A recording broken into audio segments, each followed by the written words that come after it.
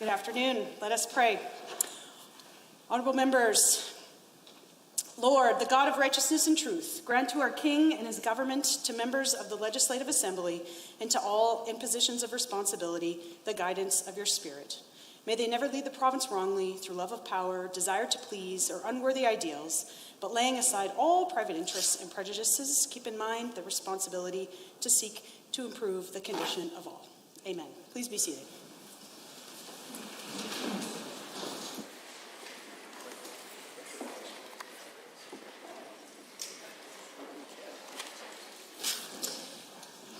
Honorable members, today we mark International Women's Day, a day to celebrate the collective achievements of women here in Alberta and across the world.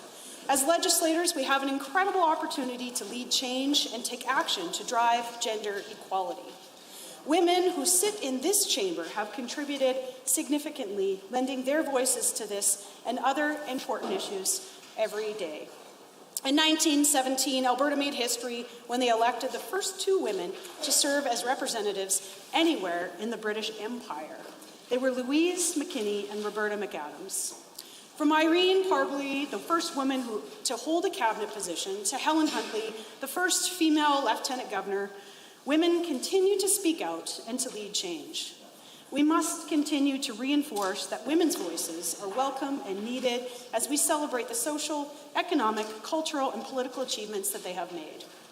Today, as you may have noticed, we have an all-female table, as well as a group of incredible caucus staff, which we have invited to join us in the galleries for this afternoon. We're also the only province with a female premier and leader of the official opposition. I want to take a moment to thank our caucus staff, as well as my female caucus members in this assembly, for all of the ways you have contributed to making this province an incredible place to live. Please join me and stand in the galleries as we recognize International Women's Day.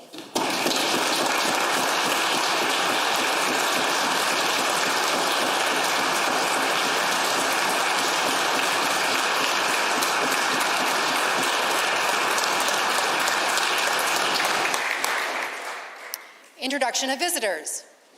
Introduction of guests. Honourable members, I'm pleased to rise and introduce a friend. Soon to join us, Miss Cynthia Moore. When Cynthia arrives, we will welcome her to the Assembly. Also seated in the Speaker's Gallery are two guests from the wonderful constituency, this is in the script, of Olds Didsbury Three Hills. And I am pleased to introduce them on behalf of the Speaker. Please welcome Mr. Greg Skodradko and his daughter, Miss Lauren Skodradko, a grade 7 student who is currently learning about the Alberta Legislature. Please rise and receive the warm welcome of the Speaker.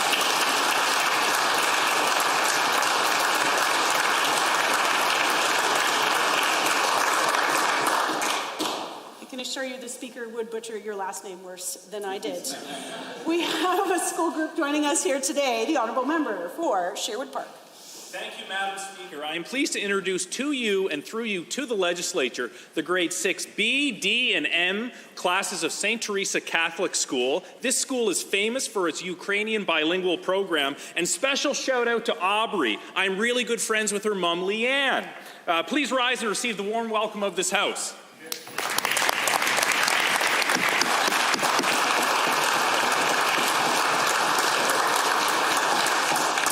The Honourable Minister of Indigenous Relations has a guest. Thank you. I'm so glad today, Madam Speaker. It's my pleasure to introduce to you and through you two special guests in the gallery today, Bikin Kumalo and Pinky Matima. They live in the constituency of Tasman. They've just moved there from Nunavut and are wanting to open a diabetic treatment clinic in my riding. Thank you so much for joining us. Please rise and receive the warm welcome of the Assembly.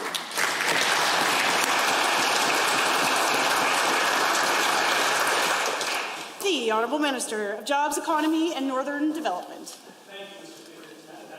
I'd like to introduce you and through you to my friend Janelle Young.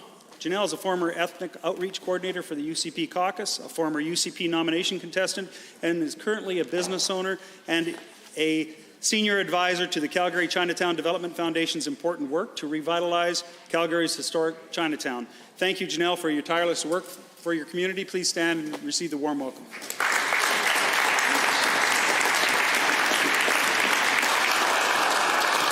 The Honourable Member for Chestermere-Strathmore. Thank you, Madam Speaker, and happy International Women's Day. I'm very happy to rise today to introduce my very dear friend, Scott Silva. Mr. Silva wears two hats in our community. He's the Executive Director for the Strathmore-Wheatland Chamber of Commerce and the Director of Business and Development for a private real estate group in Strathmore. Thank you so much to the Minister of Affordability for meeting with us today, and thank you, Scott, for all of your incredible hard work in making our community what it is today. So please rise, and let's give him the warm welcome of the Assembly.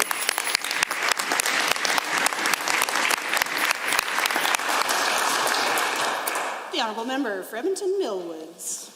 Madam Speaker, it gives me great pleasure to introduce to you and through you to all of the Assembly the all-women crew who support myself, my House team, and all NDP MLAs each and every day. Jody Learn, Annie Wachowicz, Parul Kanwar, and Emma Pike. And I believe some of them may not be here yet because we asked them to finish some notes and run them into us. But for those who are here, please rise. Welcome here on International Women's Day.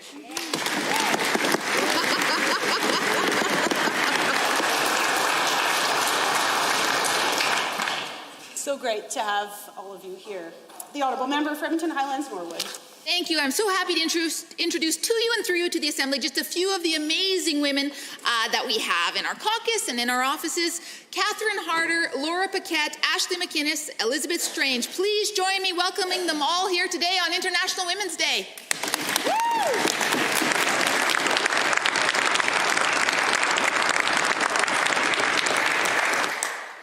We love our staff.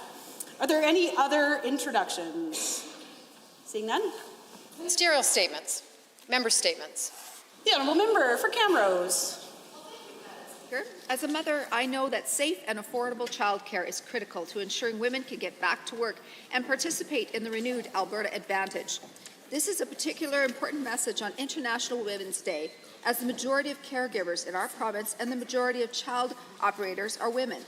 To support these women, our government has negotiated an agreement to increase accessible, affordable, and high-quality childcare spaces across Alberta. We are also protecting Alberta's world-class and diverse childcare system, which includes both private and not-for-profit options.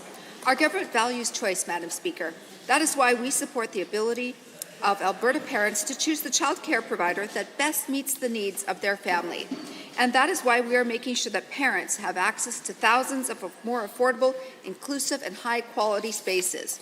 On behalf of our entire government, I want to thank all the women who make our province's childcare sector world-class.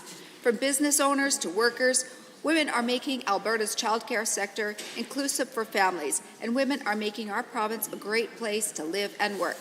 Going forward, our government is fully committed to supporting licensed childcare operators, the majority of whom are women, as we work together to deliver childcare for Alberta children. We are investing $32.8 million in new funding to help childcare operators across the province with immediate relief from inflation. We're also investing more than $4 million through a one-time payment to cover the cost of mandatory benefit contribution increases for the last few months of this fiscal year. We're hearing from childcare operators who've expressed how much of a world of difference this new support is for them and Alberta families. These operators are leaders. They are integral to the social and economic fabric of our province. And on International Women's Day, we say thank you to all the caregivers across the province. Thank you so much. Madam Speaker. The Honourable Member for Edmonton Highlands and Norwood. Women are the backbone of our communities, our families, our city, our province. They're unrelenting agents of change. They're activists. They're community leaders. And they're the reason I'm so proud to be here today marking International Women's Day. It's pretty great to be standing here in the legislature beside my wonderful and fierce female colleagues before a gallery filled with women and an all-woman clerk table. Alberta is the province it is today because of the labour, energy, efforts, and advocacy of women. But the weight of this day is also not lost on me. This government has not made the last 4 years easy for women. They killed the Ministry for Status of Women, a historic ministry that we created and that we can't wait to bring back. They abandoned women in budget after budget. They denied supports needed to support women experiencing domestic and sexual violence, and they've consistently failed to meet the unique needs of women and gender-diverse folks in this province. I'm also acutely aware of all the women who aren't here today, who've lost their lives due to misogyny, anti-2S LGBTQ+ violence, racism, and colonialism. And I'm committed, and we're committed to doing everything we can to make our province safe and equitable for women and gender-diverse people. But today, despite all the challenges and the work still left to do, I feel hopeful. It's hard not to, because every day I meet women who are determined, who are inspiring, who are getting stuff done. I was just part of the NDP's historic commitment to protect women's reproductive rights in this province. And I feel hopeful today that in May, Alberta women will go to the polls, vote for the party that supports them, that is filled with MLAs just like them, and that wants to see them thrive. That they will vote Alberta NDP. And our promise to them and to all of you is that we will work every day as a government, just as we did the last time, and just as we have as an opposition, to advance women's rights. Happy International Women's Day. The birthday girl, the honourable member for Calgary-Pagan. Thank you, Madam Speaker. As Parliamentary Secretary for Status of Women, it is an honour to rise in this chamber in celebration of International Women's Day. And for 2023, the theme is embracing equity. We do that by celebrating, respecting, and empowering women every day, by creating opportunities and removing barriers so women can achieve their greatest potential, by championing women, role models, and leaders in our communities, present and past.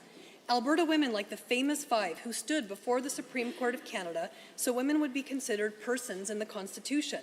Henrietta Muir-Edwards, Nellie McClung, Louise McKinney, Emily Murphy, and Irene Parlby. I remember in elementary and junior high school doing many book reports and presentations on Nellie McClung. Madam Speaker, the Alberta Dream serves as an equal opportunity for everyone to pursue financial prosperity in the best place in the world to work, play, volunteer, and raise a family. The realization of this dream is an indicator of the considerable progress we've made as a society. And in this chamber, I see many powerful, determined, accomplished women who are fighting for their values and beliefs and stand as representatives for their constituents. I'm honored to be part of a government that has put forth initiatives that support women in all aspects of their lives. Alberta's government is committed to empowering women and girls to succeed in a fulfilling career of their choice, including fields where their gender has traditionally been underrepresented, such as STEM fields and skilled trades. STEM, science, technology, engineering, and mathematics, are industries that push innovation, our economy, and our society forward. Alberta's government wants to empower and encourage women to pursue careers in STEM. Alberta women bring invaluable strength and dedication to our communities and our economy. When they have opportunities to fully participate in our economy, Alberta thrives. By empowering women, Alberta continues to help create an equal and better future for women and girls. Happy International Women's Day. Thank you, Madam Speaker. Hear, hear. The honourable member for Calgary East. Thank you, Madam Speaker. Holi is a wonderful custom and celebration, and I extend the greetings from the Government of Alberta on this colourful celebration we call Holi. The festival Holi makes the beginning of spring and the end of the winter and the blossoming of love. It is a day to meet others, laugh, play, forget, and forgive. The festival originated in India, but since spread through the diaspora of Indian subcontinent as well as the Western world and Fiji. We understand the importance of festivals like Holi to Albertans, and we want to show our support for this beautiful festival. Holi, also known as the Festival of Colors, is a vibrant and joyful festival celebrated worldwide. The festival is marked by a variety of colorful traditions, each with their own significance. One of the most well-known aspects of Holi is throwing of colored powder known as gulal. The practice represents the celebration of diversity and the triumph of good over evil. During Holi, people of all ages come together to play with colors, throwing it at each other and covering one another in vibrant colors. Another important tradition of Holi is lighting of bonfires on the night before the festival. Holi holds a special place in my heart. It's a time to celebrate the rich culture and traditions of my heritage and to come together with loved ones to embrace joy, love, and unity. The Government of Alberta is proud to recognize and celebrate the diversity of our province and contributions of our community. May this festival bring joy, happiness, and prosperity to you and your families. Let us all come together to celebrate this beautiful festival and to embrace the diversity that makes our province and our country so great. Happy Holi to everyone. Thank you, Madam Speaker.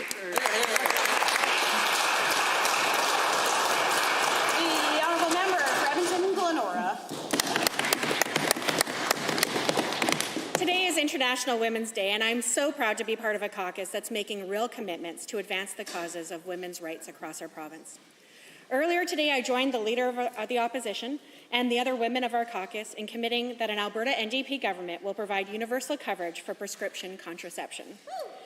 That means that Alberta women can get oral hormone pills, contraceptive injections, copper and hormonal IUDs, subdermal implants, and Plan B, all with absolutely no out-of-pocket expense. This will save Alberta women hundreds of dollars every year. For someone buying the pill every month, this program would save them up to $10,000 over their lifetime. But more importantly, providing free and universal access to prescription contraception keeps Alberta women in control of their own bodies, their own lives, and their economic future. In the words of our leader earlier today, this is good health policy, this is good economic policy, and it's the right thing to do. This is the kind of good government we can have when we commit to gender parity in our caucus, among our candidates, and in our cabinet, all of which the UCP have utterly failed at. So on International Women's Day, know this. Alberta's NDP will always stand up for women, with women, and for the rights of women. Alberta's NDP embraces equity. Albertans can bring that promise into government in just a few short weeks. We can elect a stable, competent, and caring government, one that's focused on good health care and affordability. And that's an Alberta NDP government.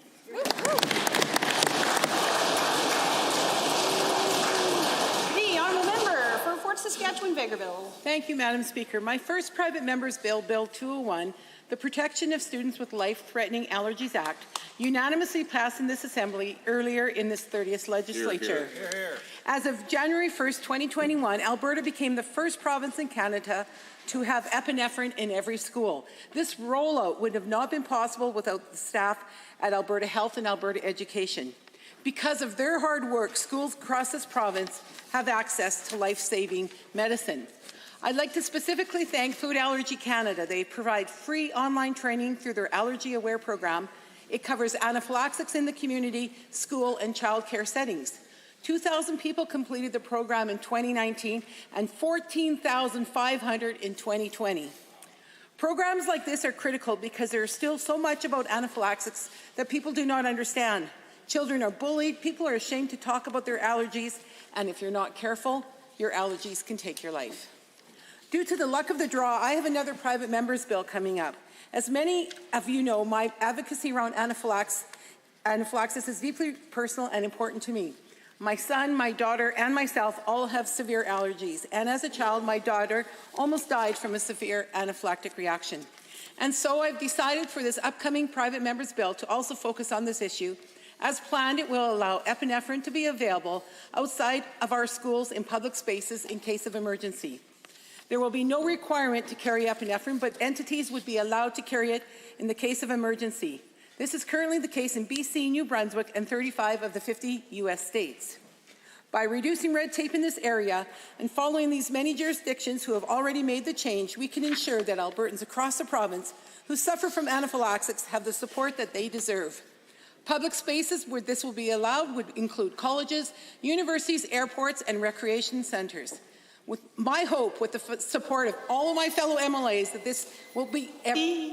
Honourable member for Chester-Strathmore. Thank you, Madam Speaker. It's an honour to speak on International Women's Day, and I want to speak about the economy today, but not in a typical way. Sexual assault, sadly, is common, and the statistics are overwhelming. According to StatsCan, there were more than 34,200 reports on sexual assault in 2021, an 18% increase from 2020, and the highest level of reported cases since 1996. Despite its increasing prevalence, the economic costs associated with sexual assault continues to be either minimized or completely disregarded. The costs are well over $100,000 per person minimum, Madam Speaker, not to mention the economic insecurity, loss of jobs, impact on schooling, and the effects of attaining any sense of stability or economics otherwise. It's time to speak out about the economic costs of sexual assault. This is not an incidental relationship, and it impacts all of us, financially and professionally. This is lost human capital. Imagine that your size or gender or sexuality leaves you vulnerable to being controlled or raped. Imagine you are a student and the perpetrator shares the campus with you, or even if they've been charged. Charged perpetrators in Alberta on a student or work visa are allowed to wander freely. Every time they are summoned to court, they are not required to enter a plea, and the case gets pushed down the road. A person raped, the perpetrator is caught and charged and then given a promise to appear. Meanwhile, the survivor is subjected to a rape kit, STD testing, and AIDS testing, mental breakdowns, and all the while being told to get over it and get back to work. The arrests and charges should matter, and where are the consequences? Thank you to those of you in the front line for doing the work. Thank you to all of you in here who are doing their level best to help. I am tired of seeing that sexual assault and rape is being told that it doesn't impact the economy. It does. Safety impacts the economy. Women alone are 51% of the population, Madam Speaker. We are the economy. Thank you.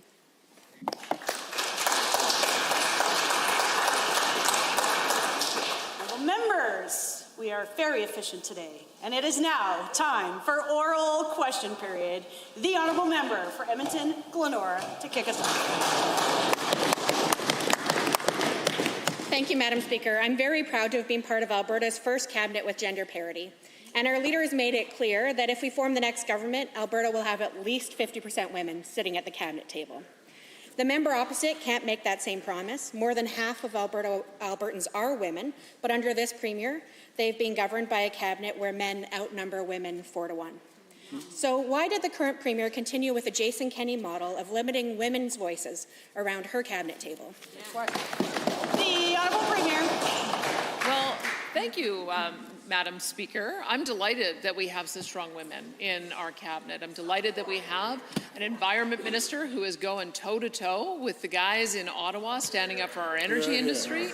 I'm glad that we have a municipal affairs minister who is doing an incredible job of managing our relationship to improve it with Calgary and Edmonton. It wasn't all that great for a number of years. I think she's done a terrific job. I'm glad she's tackling some of the tough issues like unpaid municipal property taxes and unpaid landowner leases from our energy companies, and I fully expect that she's going to keep on driving that one forward. I'm delighted that we have an immigration and multiculturalism minister who is just... The Honourable Member for Edmonton, Glenora. She named 4 because there's only 4.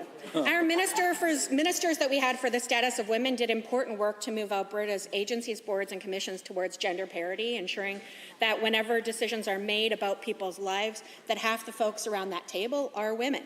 The member opposite created the largest, most bloated, expensive cabinet in Alberta history. Albertans could probably live without a minister for red tape reduction, and we could definitely survive without 2 ministers who don't even have a portfolio.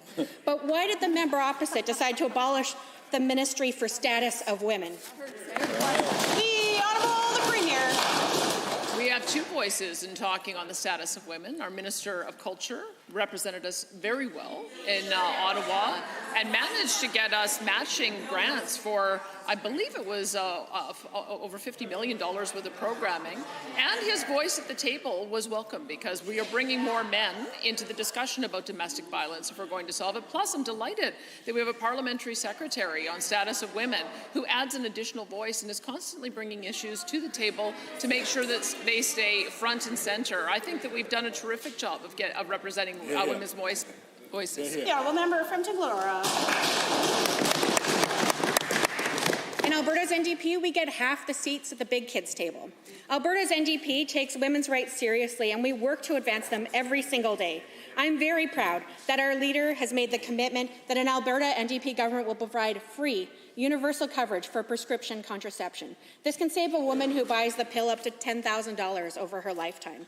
But more importantly, it keeps women in charge of their own lives, bodies, and economic destiny. So to the members opposite, there's nothing like this in your fake budget that's male-dominated. Why won't the Premier fully support women's participation in the economy and every part of our cabinet? The Premier. Mr. Speaker, the Alberta government supports, Madam Speaker, pardon me, the Alberta government supports protecting choice for women accessing reproductive services in Alberta. We've got coverage for many contraceptive drug and health products. It's available to Albertans who are enrolled in government-sponsored drug and supplemental health benefits. It includes oral contraceptives, injectable contraceptives, intrauterine devices, and others to support women in their reproductive health choices. The Women's Choice Program allows Alberta women to The Honourable Member for Edmonton Highlands Norwood. Our Alberta NDP team is so proud to commit to Albertans that we will make prescription contraception universally available with no out-of-pocket costs. Our plan tears down barriers, it supports Albertans, it's good health policy, it's good economic policy, and it's the right thing to do. These are the good things that happen when strong, progressive women lead. So my question to the Premier is simple. Why is she so opposed to universal coverage for prescription contraception? The Honourable the Premier. I'm not sure why the members opposite are wanting to give a subsidy to private health insurance companies because the vast majority of prescription drugs are covered under private plans. And so essentially having government step in and taxpayers step in would offer a subsidy to those insurance companies. We want to make sure that everybody has reasonable access to pharmaceuticals through a combination of private insurance and public insurance. They have access to the full range of drugs. We also have supports, of course, for our most vulnerable. The Honourable Member. Well, you've got $20 billion for your friends, but not a few million for millions of Alberta women. Our neighbours in British Columbia have introduced similar policy, and this follows New Zealand, Australia, the UK, and some Scandinavian countries as well. When BC announced their policy, so many Albertans reached out to me and asked if we would do the same. And I told them, well, not with the UCP government, that's for sure. But Albertans can choose to have universal coverage for prescription contraception if they choose an Alberta NDP government in May. A whole lot of Albertans want this. Why doesn't the Premier? The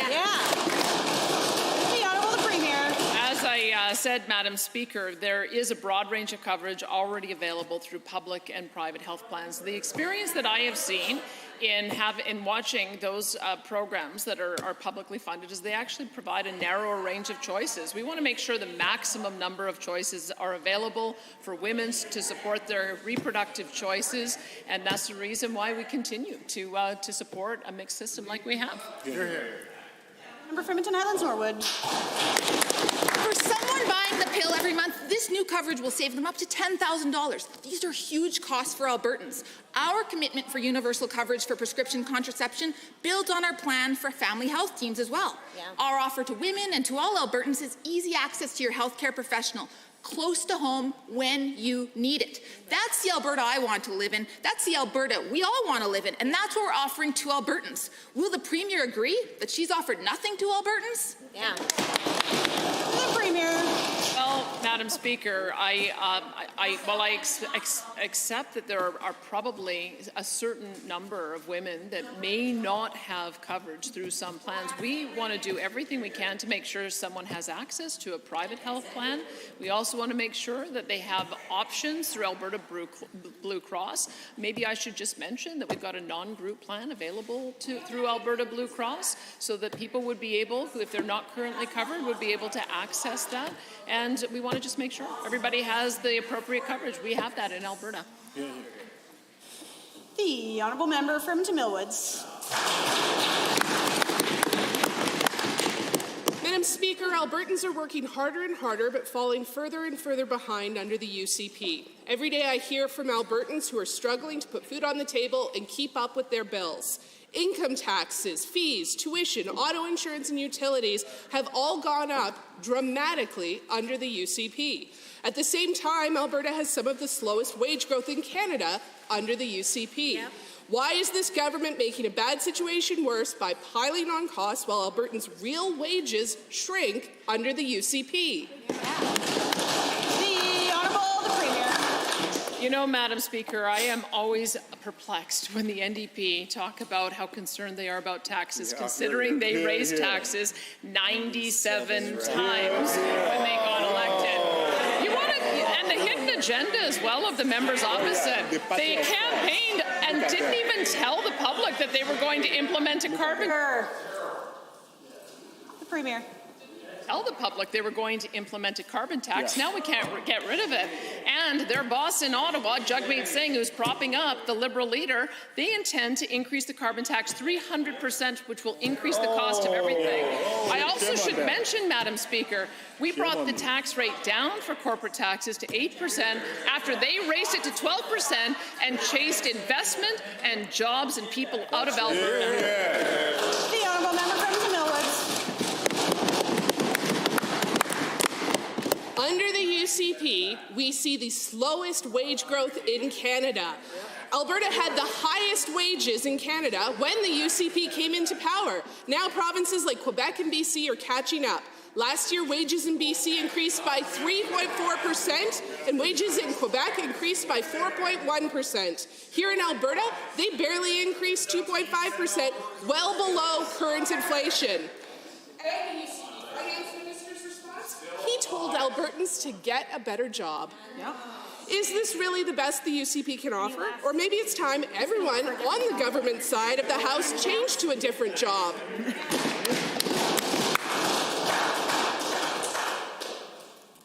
Doing so well. The Honourable the Premier. Well, Madam Speaker, the reason why they're focusing on growth rate is because they don't want to focus on the actual level of average weekly earnings in Alberta, which is the highest in the country. It is over $1,200 per week, $65,000 per year. And the reason why people are flocking to Alberta is that they know that there is opportunity here. There was 13 consecutive quarters of people leaving this province under the NDP, and their job creation plan was go get a job in British Columbia. You know, playing it here. They're coming back, and they're coming back for the jobs. The Honourable member from Millwoods on your second supplement. You know, Madam Speaker, Alberta had the highest average weekly earnings under the NDP as well. It is the UCP that are putting it at risk. That's true. Last election, the UCP promised their corporate tax cut would fill office towers in downtown Calgary and boost wages for Albertans. Sound too good to be true? Yes, it was. Downtown office vacancy rates are the highest in the country. Corporate profits are leaving the province, and we have the slowest wage growth in the country. Study after study shows corporate handouts never reach working people. In other words, trickle-down economics do not work. They are a trick.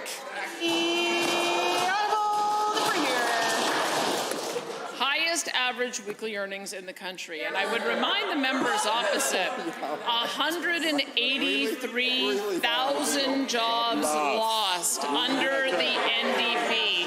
13 quarters of consecutive people leaving our province. We have turned that around completely. In fact, when I had a courtesy call with Premier Doug Ford, he said he was so angry about our Alberta is Calling campaign, he wished that we would stop it. And the reason he wished we would stop it is because it's so effective. People are coming here because of the environment we've created. There's jobs, it's affordable, and they're happy. The Honourable member of Calgary Mountain View on the last set of leaders' questions. The UCP is just full of bad ideas, and they're hiding most of the details until after the election. When will we find out about the UCP's risky plan to take us out of the Canada Pension Plan? After the election. When will we find out about the costly and dangerous plan to create their own police force? After the election. When will we find out more about Smith's $20 billion royalty handout? After the election. Why is the member? Order. You know as well as I do that the use of names of members are not allowed in this chamber. Perhaps rephrase your questions. You have 11 seconds to finish.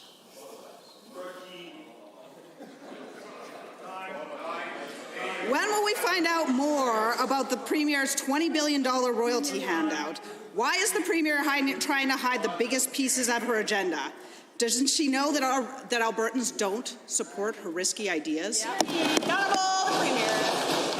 Well, I'd like like to know when we're going to find out about the members opposite secret agenda to increase corporate income taxes again. They keep talking about that, saying that we're still going to maintain a competitive tax environment, but don't want to rule out tax increases.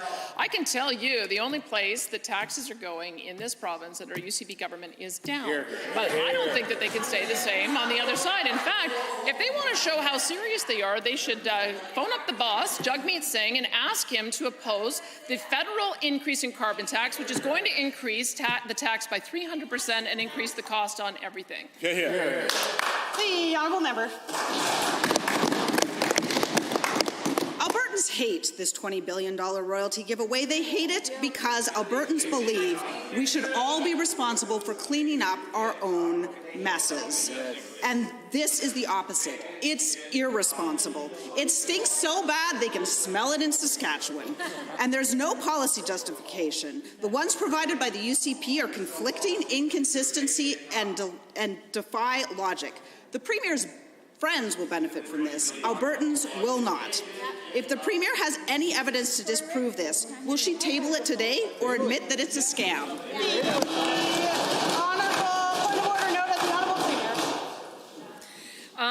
Madam Speaker, a number of years ago, all of our junior oil and gas companies were distressed. I know the members opposite know it because it was Sequoia and Trident that went under after their tenure in office, leaving 9,000 wells that got handed off to the Orphan Well Association. And why is that? It's because when you have inactive wells and a company goes belly up, then it ends up falling to somebody else to pay for it. We believe that we've got to find a way to enable companies to clean up their liability. This is part of the reason why we've put a mandatory spend in place. They are going to have to spend $740 million to clean up. The honourable member.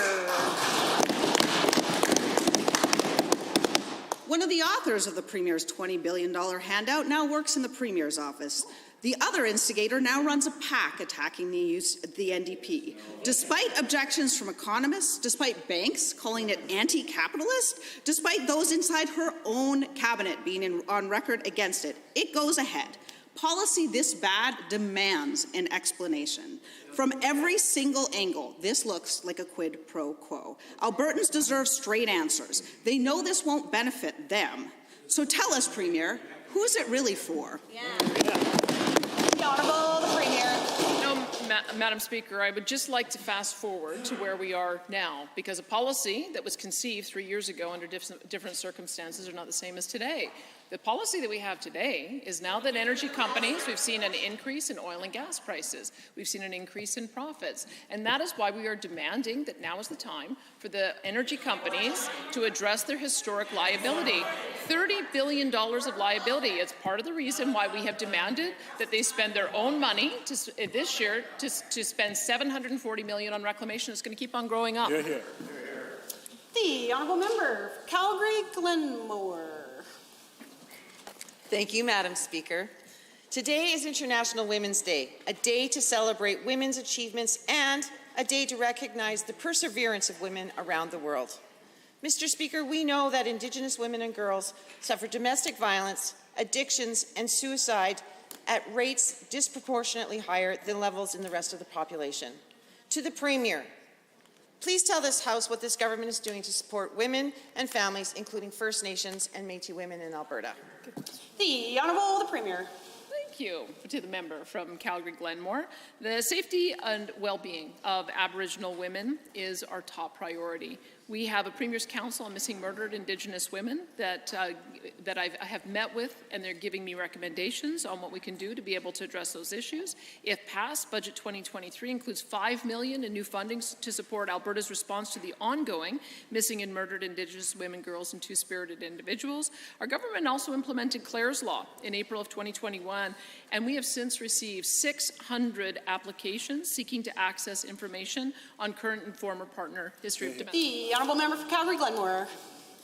Thank you, Madam Speaker, and thank you to the Premier for providing those insights.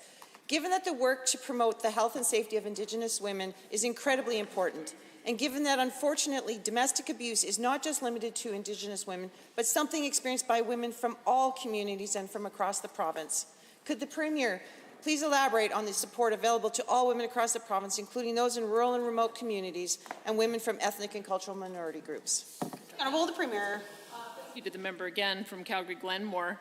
We have increased the funding for women's shelters this year by $3.8 million for a total of $55 million this year, $9 million for family violence prevention services, and of course we've got our recovery communities, first one in Red Deer, and we're going to be establishing those with half or more of the beds dedicated to supporting women. We also have a $17.1 million for sexual assault centres. We've provided $20 million to civil society groups. I can list off a whole range of them: the Nigerian Canadian Association of Edmonton's Family Wellness Project, Next Step Ministries, and many more. The Honourable Member for Calgary Glenmore. Thank you, Madam Speaker. Given that Indigenous women make phenomenal contributions to our economy and bring a unique perspective to entrepreneurship, and given that Indigenous women entrepreneurs make incredible contributions to our province and country as restaurant owners, artists, and oil and gas logistics providers, to just name a few, could the Premier please tell our province about the supports available to bolster Indigenous women in business and in the workforce?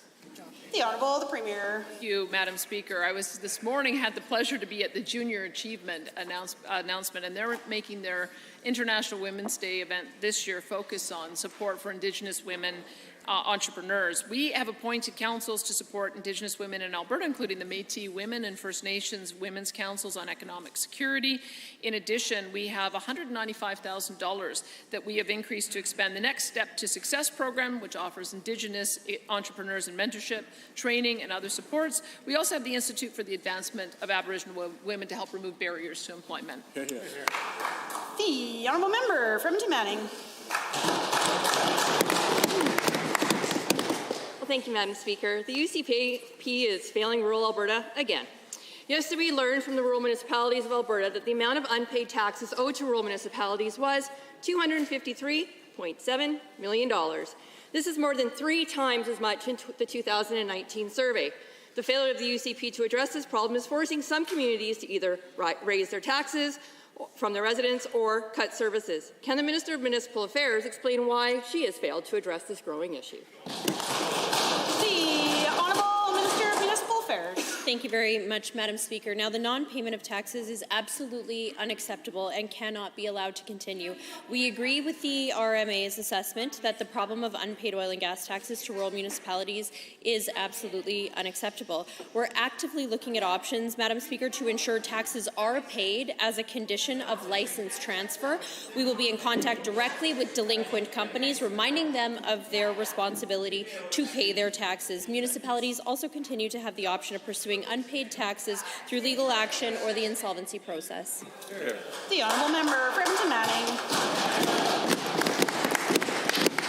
Well, thank you, Madam Speaker. Given that in this chamber there sits 3 former municipal affairs ministers who failed to get this done over their term, despite the most recent former minister promising a hammer to address the problem. And given that that same minister admitted a year ago today that his strategy failed and that it was time to try something new. And given that the RMA President Paul McLaughlin has said that he's shocked that we're still having to discuss this issue, what does the minister say to rural voters who want to know where the money is?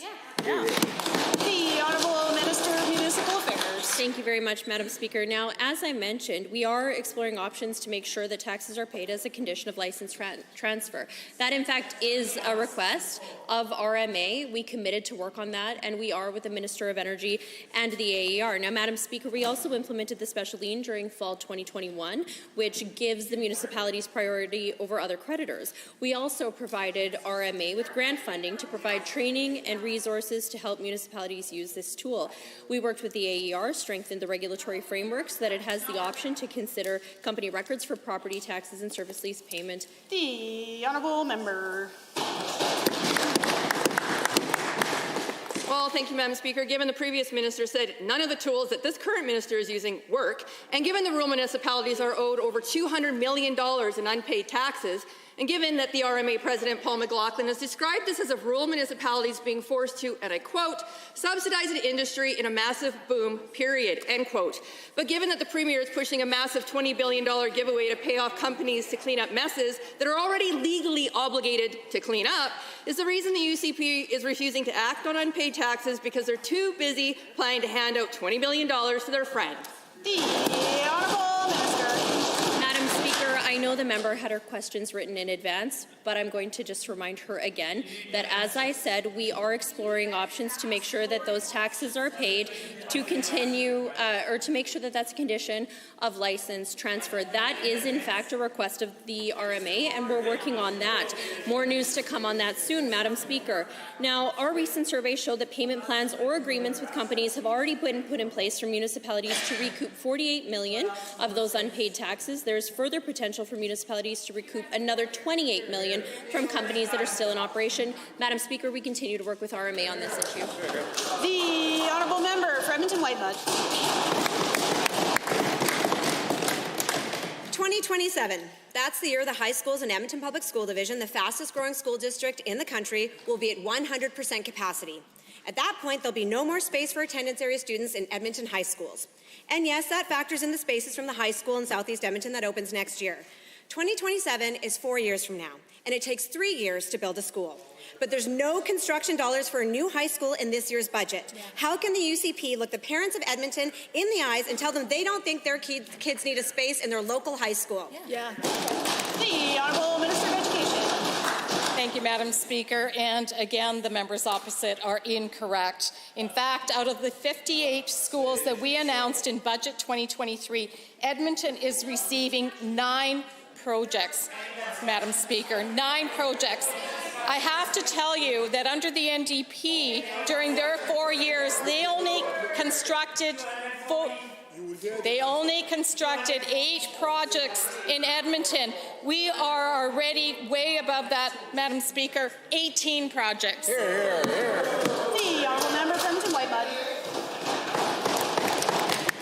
It's a skill to be that arrogant and wrong at the same time. Given that I'm proud to represent the students and families and staff of Lillian Osborne High School, shout out to the legends, and given that Lillian Osborne is absolutely bursting at the seams, crowded hallways, huge class sizes, and last year they had to go to a lottery for students living in the area, and this will continue for the foreseeable future. And given that is why Edmonton Public Schools made a new high school in Glen Ridding their #1 priority to take the pressure off of Lillian Osborne. So would the UCP agree that this is an insult to Southwest Edmonton families to not fund full construction of a high school this year? The Honourable Minister of Education. Madam Speaker, again, incorrect. Incorrect. 9 projects for Edmonton. Madam Speaker, we are going to be building all of the top priorities for Edmonton Public School Division. And I'm so glad that Edmonton Public School Division this year was able to prioritize areas that are growing in Edmonton, Madam Speaker. We are continuing to build. Unlike the members opposite, we are actually addressing needs through an auditor-approved gated process.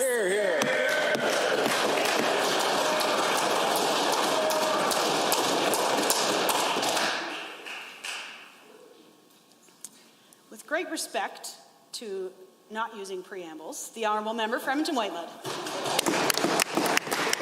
Given that I'm also proud to represent the students, families, and staff of Riverbend Junior High School, shout out to the Centurions, and given that I invite any UCP minister to drive by the school and see how it has become a sea of portables in an effort to fit all their students, the highest enrollment of junior high students in the city, and given that in their 4 years in government, the UCP has only fully funded and built 1 school for Edmonton Public, while the NDP completed 13 and began 6 more. And after shutting down Edmonton Public out of their budget cycles for 2 years, can we agree that having a UCP MLA in Southwest Edmonton has been a waste of time for Edmonton students and families? Point of order noted at 2:17. The Honourable Minister of Education. It is obvious the members opposite do not know how the capital plan works. The school divisions actually put forward their top asks. We have actually committed to building 58 schools across this province, 9 of which will be in Edmonton. All of the top asks for both Edmonton Public and Edmonton Catholic, Madam Speaker. And in fact, as I said, the NDP only built 8 when we're building 18. 18 days. The Honourable Member for Calgary-Beddington. Well, thank you, Madam Speaker. Today is International Women's Day, and we are celebrating women across Alberta who contribute their skills creativity, and innovation to help our communities' economies thrive. Can the Minister of Jobs, Economy and Northern Development highlight for this Assembly some of the efforts of our UCP government to support Alberta women as they skill job training to pursue meaningful careers? The Honourable Minister of Environment and Protected Areas. Well, thank you, Madam Speaker. I'm very happy to share some of the work that Alberta women trained for their careers of the future. Through Alberta's workforce strategy grants, we support projects to help ensure women enjoy. For example, we are very proud to sponsor and partner Higher Landing to deliver employment support services for women professionals, including coaching, workshops, and practice clinics.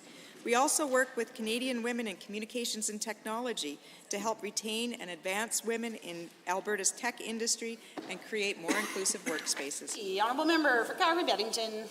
Thank you, Madam Speakers, and thank you, Ministers. I'm happy to hear that we are investing in training opportunities for women, given that we see business women are moving beyond being an employee in industry. Can the same minister highlight some of the efforts of our UCP government is making to support Alberta women as they skill to start their own business or lead their current companies? The Honourable Minister. Thank you, Mr. Speaker. Alberta's government is supporting projects that help ensure women continue to lead in Alberta's economy. Projects like the Hyperdrive Women in Business Summit, led by Community Futures Grand Prairie, which connects women employers with experts to attract and diversify talent to their companies. We support Chic Geek Society, which runs a Women in Technology Talent Connector event to connect women in tech to Alberta tech companies, or the Community Futures Peace Countries Women in the North Conference, a series of events that bring training and networking opportunity to women business leaders in Alberta's North. The Honourable Member. Thank you to the Minister through the Madam Speakers. It is good to know how amazing that our government is taking steps to help and support a woman's success in a business as a leader and employers, given that the women make up a majority of Alberta's populations and a majority of our post-secondary graduates. Can the same minister highlight for this Assembly why Alberta women are so successful? The Honourable Minister.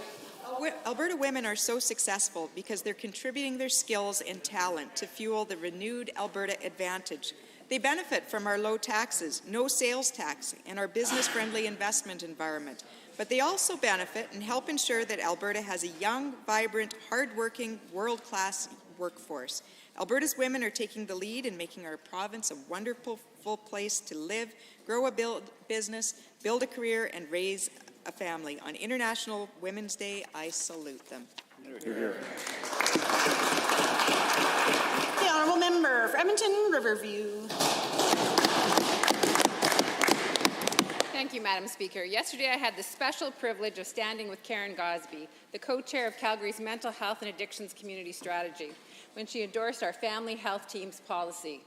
This strategy will ensure that 1 million more Albertans will have a family doctor and will ensure that patients' mental health needs are met. And it will address the stigma faced by those dealing with mental health.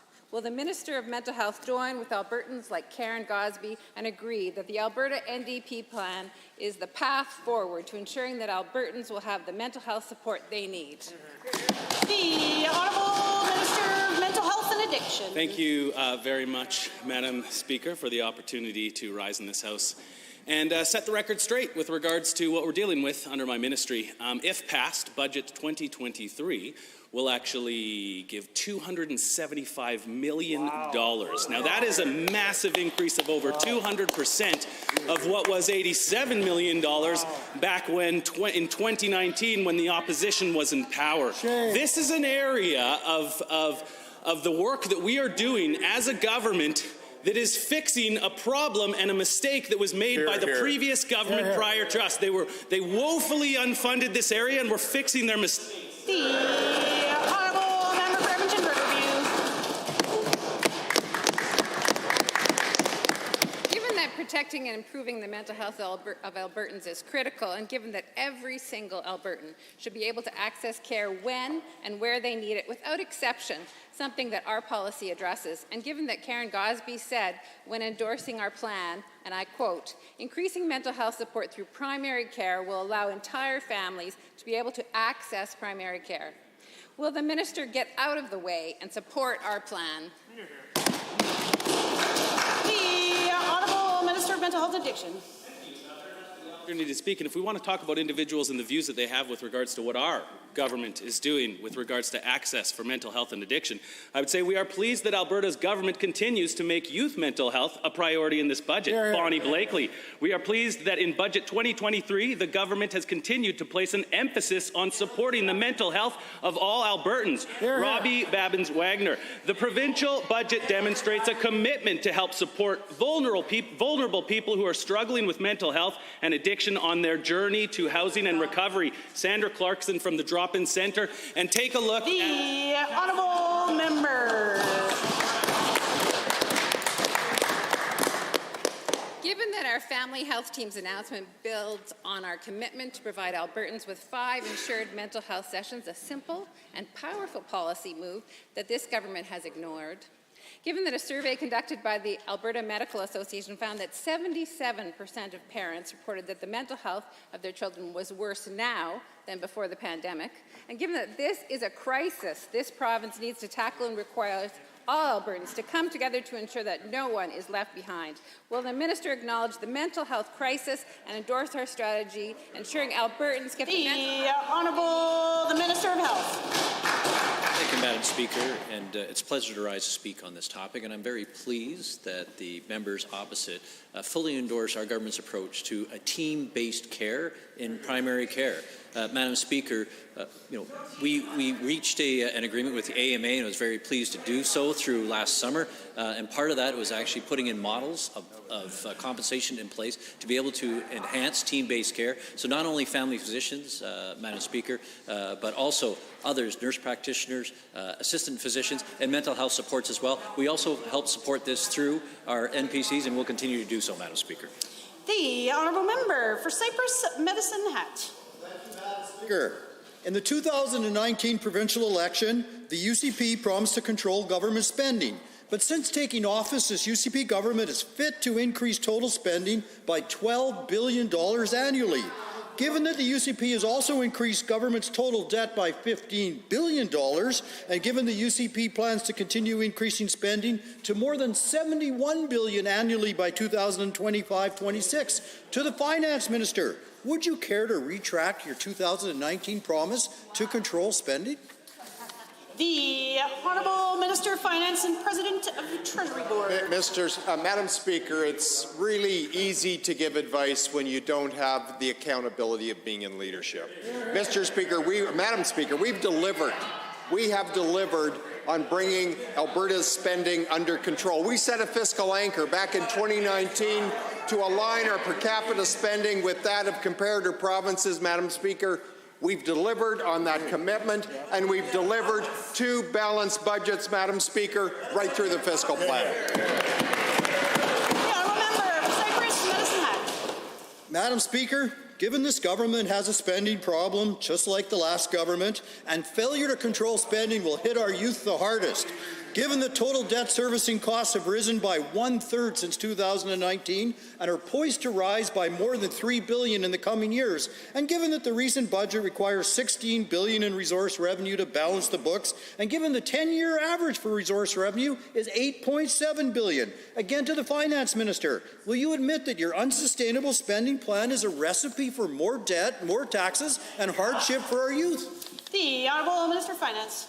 Madam Speaker, we on this side of the House have put the Alberta government's fiscal house in order. We have brought our spending to a sustainable trajectory. And Madam Speaker, with last year's surplus, we paid down over $14 billion of debt, over $14 billion, reducing debt service costs, Madam Speaker, of $560 million a year, year after year after year, funding that can be used for health care, for education, or reinvestment in the Heritage Savings Trust Fund. The Honourable Member for Cypress Medicine Hat. Given, for the sake of argument, let's assume that through the magic of wishing that this government's pie-in-the-sky revenue projections do hold true.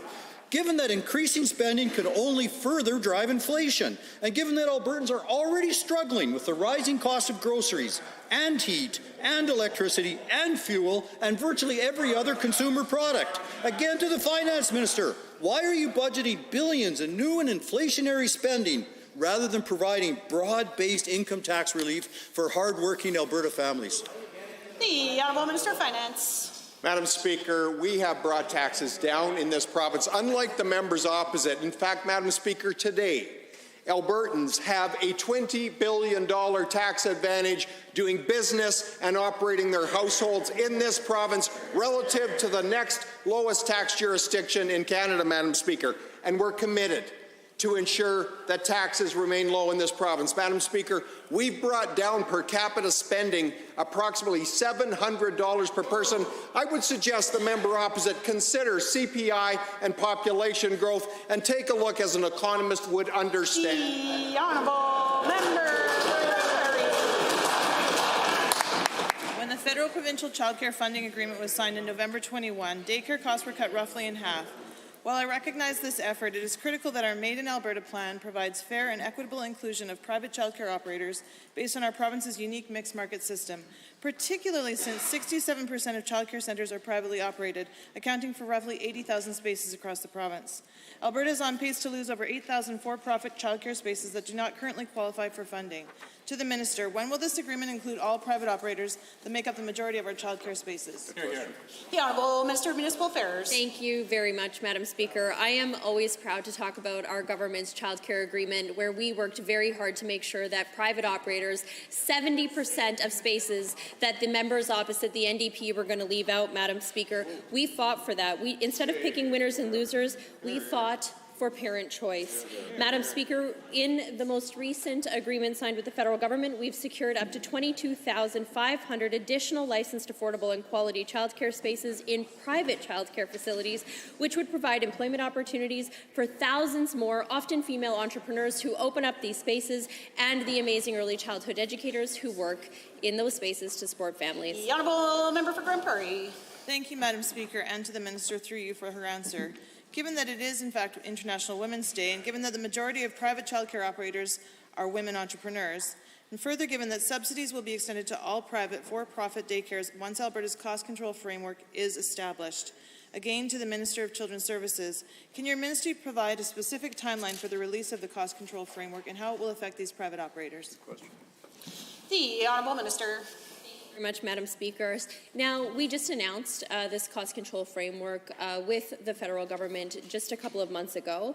Right now, our government is engaging with operators to determine the details of what that is going to look like. But I can tell this House, Madam Speaker, that it will be implemented in 2023-24. We will continue to engage with childcare operators. We need to hear their voices. We need to make sure that they understand the changes and support the changes that we're making, and making sure that they continue to be viable options in our childcare spaces, given the support for the families that they serve. Further details will be shared in the coming months. The Honourable Member for Grande Prairie. Thank you, Madam Speaker, and through you to the Minister. Given that some privately operated daycare programs in my constituency of Grande Prairie have expressed concerns, and also that they will be closing as soon as June 1st if things do not change, and given that the children on their wait list will now wait even longer for the flexible, accessible, and affordable childcare that our government promised, not to mention the children that are served in those centres that may be closing.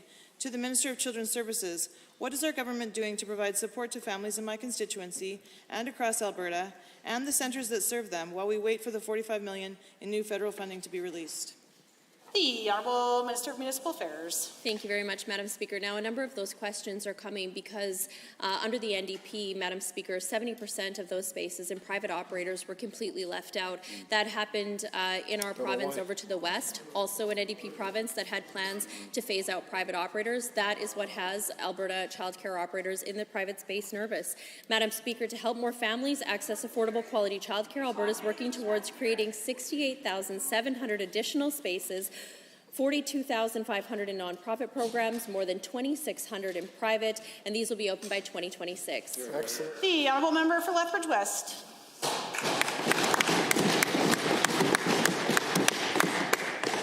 Yesterday, the people of Alberta were subjected to watching the infrastructure minister explain why he can't build infrastructure. He blamed me, he blamed cities, he blamed some doctors, he even blamed pipelines. That was a new one. It was a hot mess express and an embarrassing mix of incompetence and flailing. He said Lethbridge's need for an expanded cardiac care was new thing.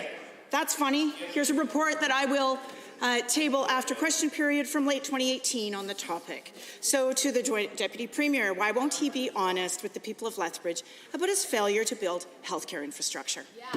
The Honourable Deputy Premier. Thank you, Madam Speaker.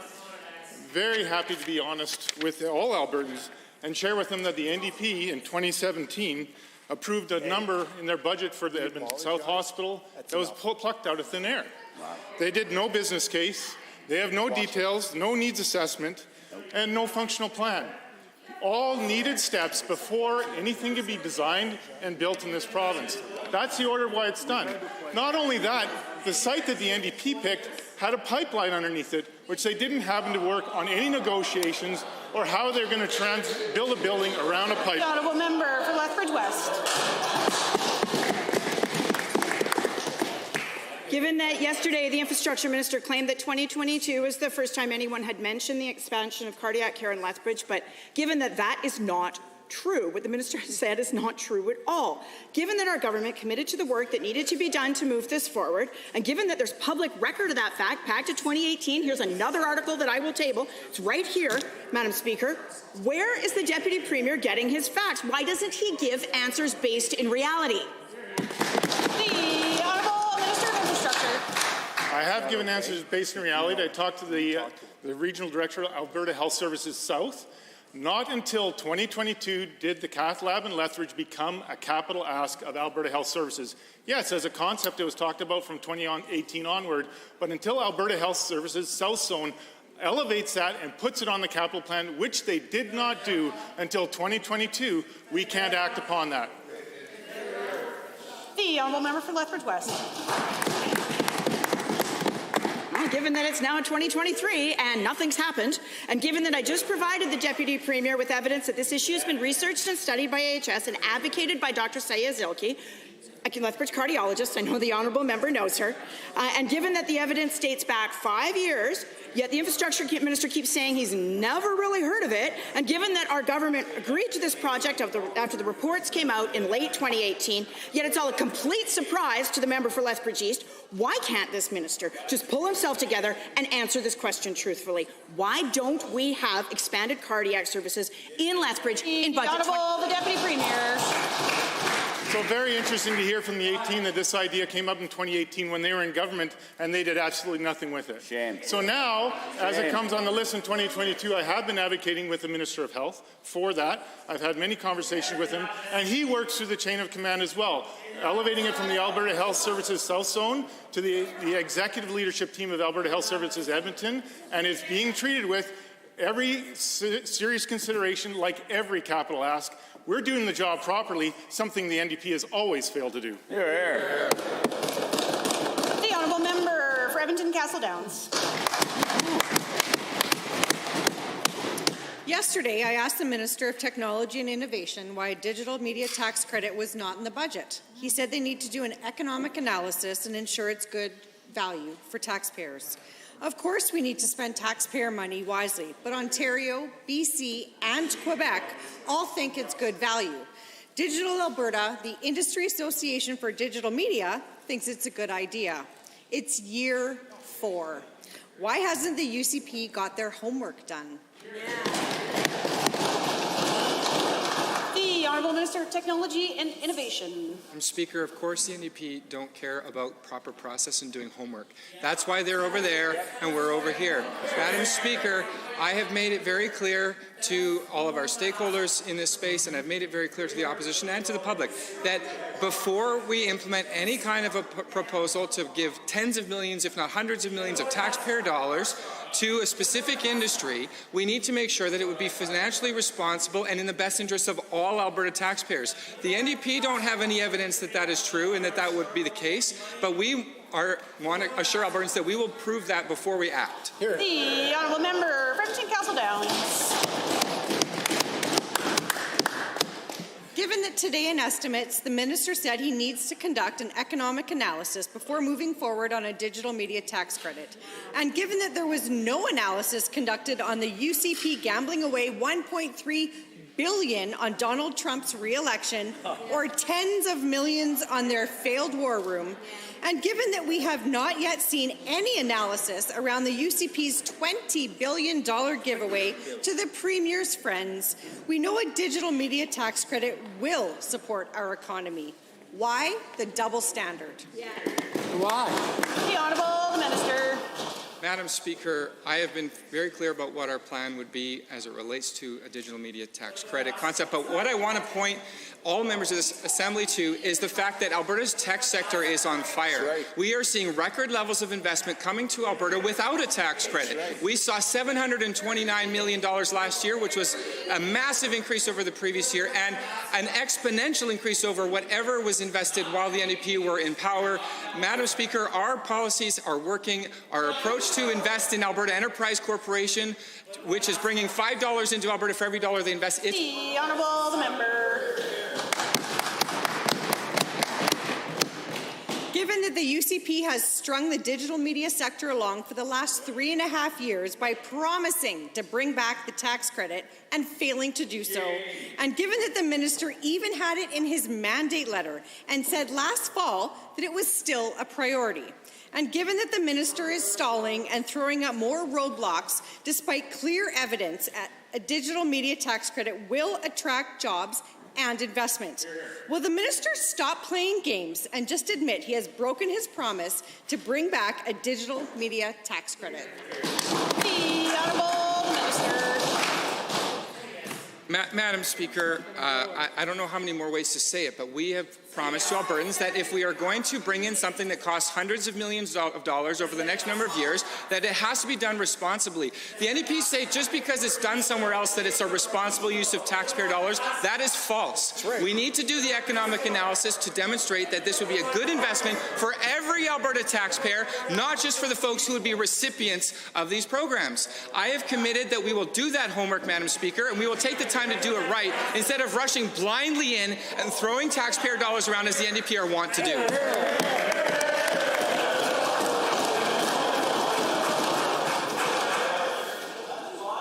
Honourable members, that concludes the oral question period. We have also concluded members' statements, so I might ask for your indulgence to hang around for a few more minutes while we complete today's ceremony. Presenting reports by standing and special committees. Presenting petitions. Notices of motions. The Honourable Government House Leader. Thank you, Madam Speaker. Good to see you in the chair. I rise to give oral notice of Bill 10, the Financial Statutes Amendment Act 2023, sponsored by the Minister of Finance and the President of the Treasury Board. Introduction of bills. The Honourable Minister of Service Alberta and Red Tape Reduction.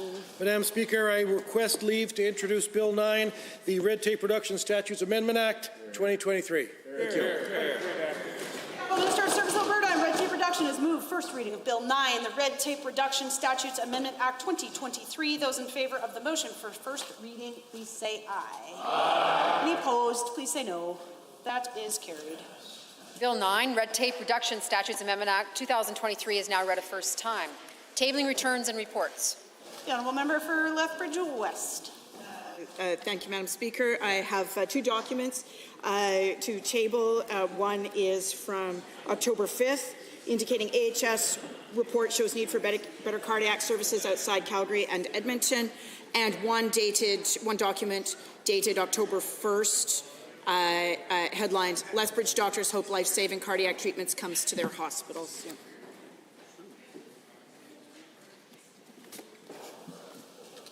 Do you have another tabling, Honourable Member? Nope. Oh, perfect. Any other members for tablings? Seeing none.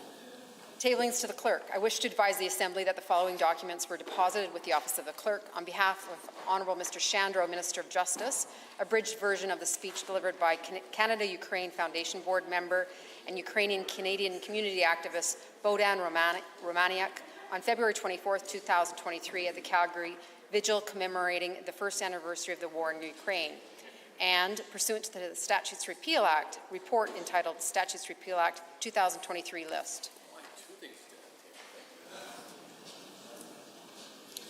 Members, we are at points of order. There were 2 points of order called today. One first point of order at 2:05. The Honourable Official Opposition House Leader. Thank you very much, Madam Speaker. Madam Speaker, at 2:05, while the member for Calgary Mountain View was asking questions, the member from Calgary Hayes was heckling, yelling, shouting, booming, "You're making it up." And he did so multiple times. I waited until the member's question was fully asked before I raised this point of order, because this is clearly counter to 23HI&J, as well as the practices of this House on multiple rulings, including November 16th, 2021, June 11th, 2020. The speakers have been extremely clear that shouting "you're making it up" is unparliamentary. It is a form of calling a member a liar, and you cannot do indirectly what you cannot do directly. So, Madam Speaker, I think this is a clear point of order, and I rise for your assistance. Thank you. The Honourable Government House Leader. Thank you, Madam Speaker. I would argue that this is not a point of order. It is a matter of debate. Whether or not what the member opposite was saying is or is not factual is for the people to decide, and for members on this side to answer those questions. I don't find this a point of order. In fact, some might agree. In fact, many might agree that what that member from Calgary Mountain View was saying was in fact made up. So I encourage members, of course, to maintain the highest level of decorum in this chamber, but this, Madam Speaker, is not a point of order. It's a matter of debate.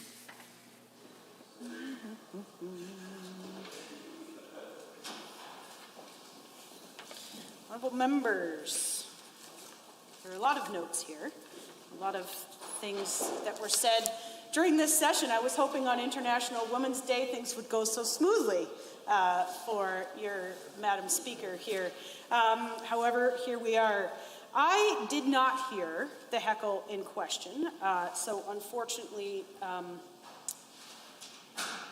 I could not make a ruling as such. If those words were heckled, there has been previous ruling in which that would be a point of order and the member would stand up and apologize in this chamber. So this is a learning opportunity. We'll take this moving forward. Let's watch our heckles. If the Speaker does hear it, that will be the ruling at that time. I do not find a point of order because I did not hear it. Let's move on to the second point of order. Government House Leader. Thank you, Madam Speaker. If members in this side of the chamber had said something that was unparliamentary, I would expect that they would apologize, unlike members of the opposite who do things that are unparliamentary and don't apologize. They'll be off the record. But I do have something that is on the record today, Madam Speaker. At the point noted, the member from Edmonton Whitemud, in what was a preamble, which is in itself a point of order, said the following, and I do have the benefit of the blues: "It's a skill to be that arrogant and wrong at the same time." Now, the member went on here, as I have the blues, to go on and ramble about other matters, but of course, being out of order as a preamble, this is certainly contradiction of 23HI&J. This is not the first time that member has said these kinds of things in the chamber that are unparliamentary, whether it's on the record or off the record. I could certainly go in the big green book and find lots of precedents where this is a point of order. I would suggest that member, not being the first day on the job, should recognize that she is doing her constituents a grave disservice by acting in such a poor and disrespectful manner. And I ask that member apologize herself in this chamber to all members for being so disrespectful, both to us as members of this chamber and to her constituents and all Albertans. Official Opposition House Leader. Thank you very much, Madam Speaker. And the Government House Leader can make demands, but I'm afraid it is not his decision. And I would argue to you this is not a point of order, Madam Speaker. The member did not say the minister is. The member did not say she is. The member did not say you is. Or you are. She would never say you is, Madam Speaker. That was my error. And in fact, Madam Speaker, using the term arrogant has been found to not be a point of order on numerous occasions in this House, including December 5th, 2022, June 7th, 2021.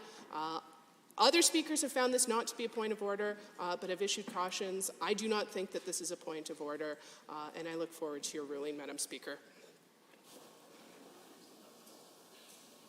Maybe new speaker makes new rulings. No, that's speaker joke. Oops, don't make the joke, don't sing the song, don't wear the hat. Okay, honorable members, this certainly is different than the previous point of order, which has been dealt with and concluded, but you brought it up. These words are on the record.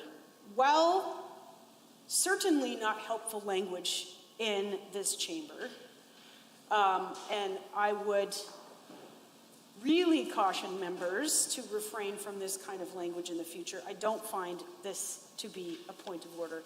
This matter is dealt with and concluded. You can't call a point of order. On 13.2. Oh. Yes, absolutely. Okay. Madam Speaker, I don't believe that the explanation you've given is sufficient, with all due respect. I feel that this is a point of order, and while the member from Edmonton-Whitemud did not specifically say the Minister of Health, or rather the Minister of Education, or you or that member, or whatever poor language that was used, it was clearly directed at the Minister of Education. And I will say it was in the middle of a preamble.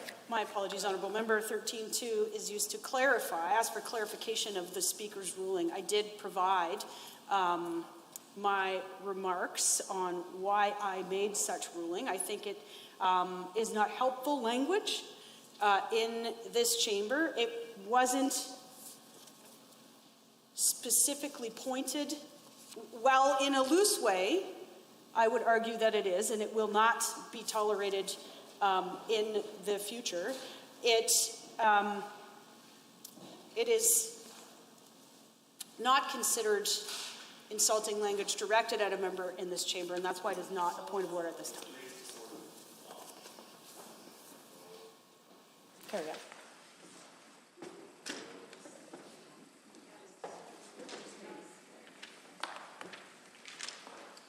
I can just end things here. Honourable members, the daily routine is now concluded. Pursuant to Standing Order 59, the Assembly stands adjourned until tomorrow afternoon at 1:30. The Legislative Policy Committee will convene this afternoon and tomorrow morning for the consideration of main estimates. This afternoon, the Standing Committee on Families and Communities will continue consideration of the estimates for the Ministry of Health in the Rocky Mountain Room, and the Standing Committee on Resource Stewardship will consider the estimates for the Ministry of Agriculture and Irrigation in the Grassland Room. Tomorrow morning, the Standing Committee on Resource Stewardship will consider the estimates for the Ministry of Environment and Protected Areas in the Grassland Room, and the Standing Committee on Alberta's Economic Future will consider the estimates for the Ministry of Advanced Education in the Rocky Mountain Room. Mr. Sergeant-at-Arms. I sort of already did it. That stands adjourned until 1:30 tomorrow afternoon.